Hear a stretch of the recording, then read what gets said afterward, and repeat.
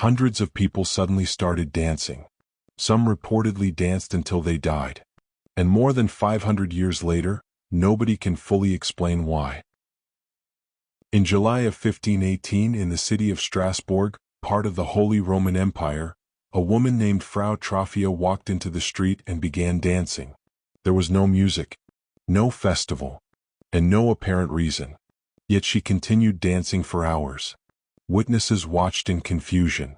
But the next day she was still dancing. By the end of the week, more than 30 people had joined her. Within a month, the number had grown to nearly 400. People danced in homes, in the streets, in public squares. Many screamed in pain. Some collapsed from exhaustion. According to historical accounts, several people reportedly died from heart attacks, strokes, and dehydration. Authorities had no idea what was happening. But their response made the situation even stranger. Doctors believed the victims suffered from hot blood. They concluded that the only cure was to allow them to dance until the illness left their bodies. So officials built wooden stages. They hired musicians. Professional dancers were brought in to accompany the victims. But instead of helping, the outbreak grew worse. Eventually, local leaders changed their approach. Music and dancing were banned. Victims were transported to a shrine dedicated to Saint Vitus, the patron saint associated with dancing disorders.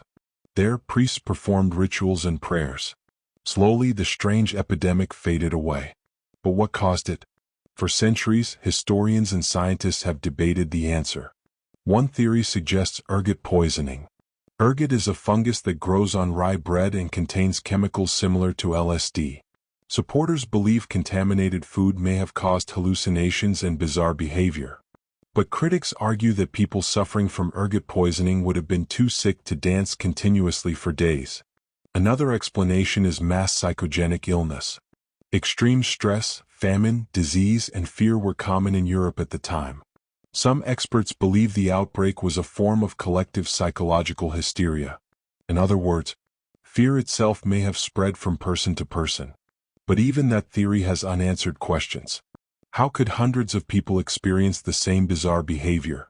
And why has nothing quite like it happened again? More than 500 years later, the dancing plague remains one of history's strangest and most terrifying mysteries. So what really caused hundreds of people to dance against their will?